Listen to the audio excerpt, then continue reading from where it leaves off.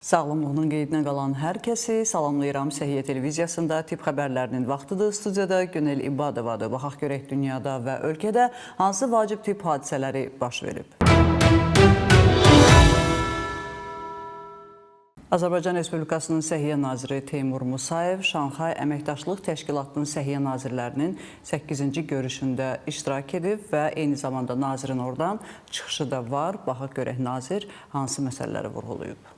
Səhiyyə Naziri Şanxay Əməkdaşlıq Təşkilatı Səhiyyə Nazirlərinin 8-ci iclasında çıxış edib. Çinin Siyan şəhərində Şanxay Əməkdaşlıq Təşkilatı Səhiyyə Nazirlərinin 8-ci iclası keçirilir. Beynəlxalq tədbirdə Şanxay Əməkdaşlıq Təşkilatında dialoq üzrə tərəfdaş statusuna malik olan ölkəmizi Səhiyyə Naziri Teymur Musayevin başçılıq etdiyi nümayəndə heyəti təmsil edir. Açılış nitqi ilə çıxış edən Çinin Milli Səhiyyə Komitəsinin naziri Ley Haichao tədbir iştirakçılarını salamlayaraq qeyd edib ki, bu ilki iclasda rəqəmsal səhiyyə, ənənəvi təbabət, ilkin səhiyyə xidmətləri və təcili tibbi yardım kimi vacib səhiyyə sahələrində fəaliyyətlərin birgə effektiv əlaqələndirilməsi müzakirə olunacaq. Azərbaycanın Səhiyyə Naziri Teymur Musayev çıxışında qeyd edib ki, qlobal səhiyyə son illər pandemiya, iqlim dəyişikliyi kimi amillərin təsiri ilə həm irəliləyişlər, həm də geriləmələr yaşayıb. Nazir vurğulayıb ki, qlobal böhranlar müsbət dəyişikliklər üçün imkanlar yaradır və onlar tərəqqiyə aparan addımlar kimi qiymətləndirilməlidir. Rəqəmsal alətlərin çox böyük faydaları olsa da, onlar insan amilini əvəz etməməli. Tibb işçilərinə birbaşa xəstə baxışına daha çox vaxt sərf etməyə imkan verən dəstəkləyici vasitələr olmalıdır deyə Azərbaycanın Səhiyyə Naziri vurğulayıb. Sadəcə günə bir tablet içməklə çəkinizi normada saxlaya biləcəksiniz. Artıq iynələrə son və bu cür arıqlama üsulları yeni növ tablet dərmanlarla müalicə olunacaq. Həm ikinci tip diabet xəstələri, həm də arıqlamaq, çəki itirmək istəyən insanlar üçün bu tablet unikal bir seçimdir, deyir mütəxəssislər. Baxaq görək nə məsələdir, hara istehsalıdır və təhlükəlidirmi? Arıqlamağa kömək edən eksperimental gündəlik həb Ozempic kimi inyeksiyalara alternativ ola bilər. Mövcud arıqladan dərmanlar iynədir və bədənə yeridilir. Yeni həblər isə oraldır, yəni içilir. Dərmanı istehsal edən şirkətin yeni məlumatlarına görə gündə bir dəfə qəbul edilən eksperimental həb ikinci tip diabetli insanlarda çəki və qan şəkərinin səviyyəsini azaldır.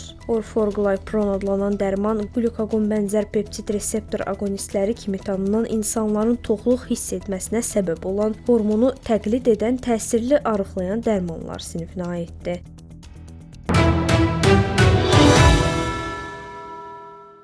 Ağ ət, əksərən toyuq əti, balıq əti insana xeyirlidir, bu barədə bilirik. Bədənimizə lazım olan kifayət qədər məhsulları ondan alırıq.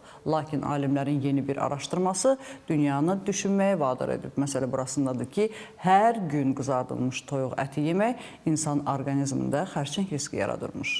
Daimi toyuq istehlakı mədə-bağırsaq xərçəngi yaradır. İtaliyanın Milli Gastroenterologiya İnstitutunun sağlamlıq tədqiqatçıları qrupu müntəzəm quş əti istehlakı ilə həzm sistemi xərçəngi arasında əlaqə tapıb. Nutrient jurnalında dərc olunan araşdırmada komanda 20 il ərzində İtaliyada yaşayan 4869 böyüklər üçün sağlamlıqla bağlı məlumatları təhlil edib. Əvvəlki tədqiqatlar göstərib ki, quş əti əsasən toyuq əti yemək zülal mənbəyi kimi qırmızı ət yeməkdən daha sağlamdır. Çünki o ürək xəstəliyi və bəzi mədə-bağırsaq xərçəngi növlərinin inkişaf riskini aşağı salır. Ancaq indi bu son araşdırma göstərir ki, müntəzəm olaraq toyuq yemək mədə-bağırsaq xərçənginin müəyyən növləri və erkən ölümlə əlaqəli ola bilər. Bu tədqiqat üçün məlumatlar müsahibələr zamanı və tibbi müayinələr aparan tibb işçiləri tərəfindən toplanıb. Tədqiqatçılar həftədə 300 qram çox quş əti yeyən insanlar arasında mədə-bağırsaq xərçənginin, eləcə də bu xərçənglə bağlı erkən ölüm hallarının daha yüksək olduğunu aşkar edib. Onlar müəyyən edib ki, bu səviyyədə ölüm riski həftədə cəmi 100 qram və ya daha az quş əti yeyən insanlarda müqayisədə 27% yüksəkdir.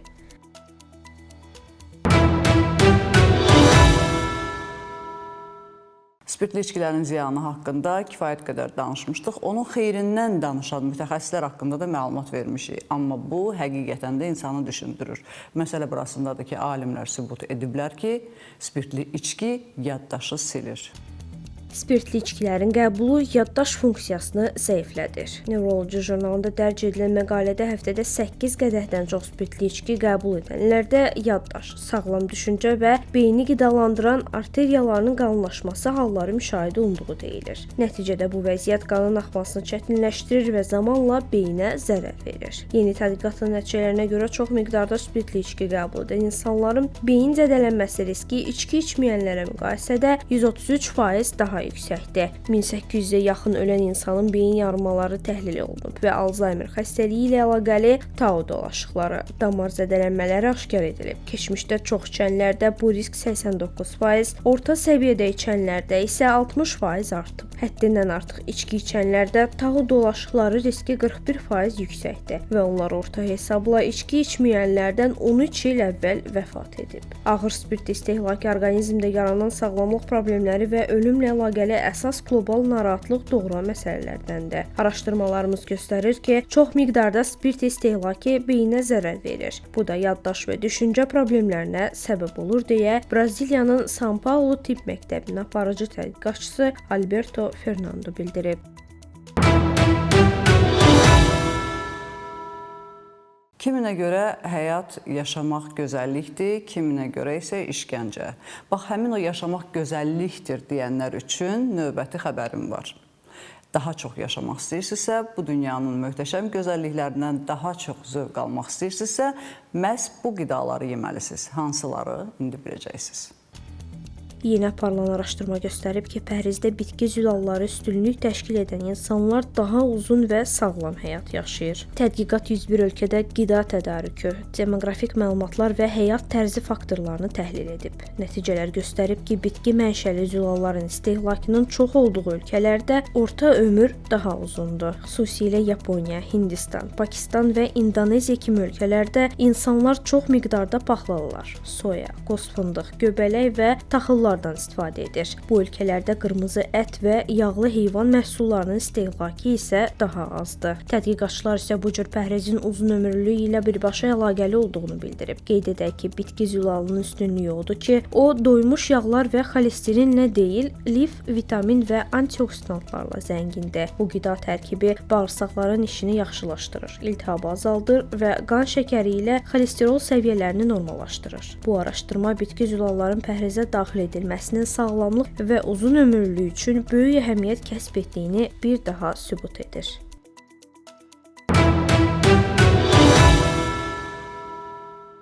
Kofenin qaraciyərə xeyir olduğu barədə kifayət qədər məlumatlar var. Lakin alimlər xüsusilə iş yerlərində kütləvi insanlar tərəfindən hazırlanan kofe maşınlarının ürək-damar xəstəliklərinə çox böyük ziyan vurduğu haqqında araşdırma aparıb və bunu sübut ediblər.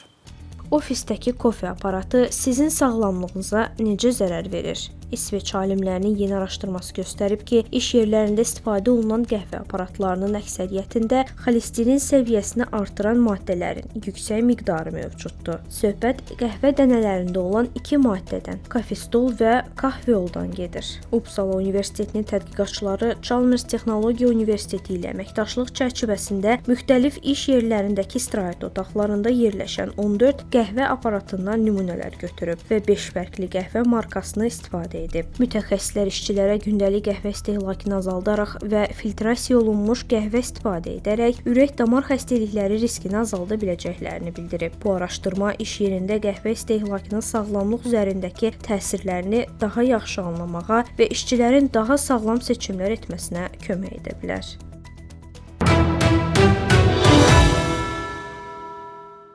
Bugün olan səhiyyə xəbərlərimiz bu qədər. Dünyada və ölkədə baş verən ən vacib tip xəbərlərini bizdən izləyin. Unutmayın, bilmək hər zaman bir addım öndə olmaq deməkdir.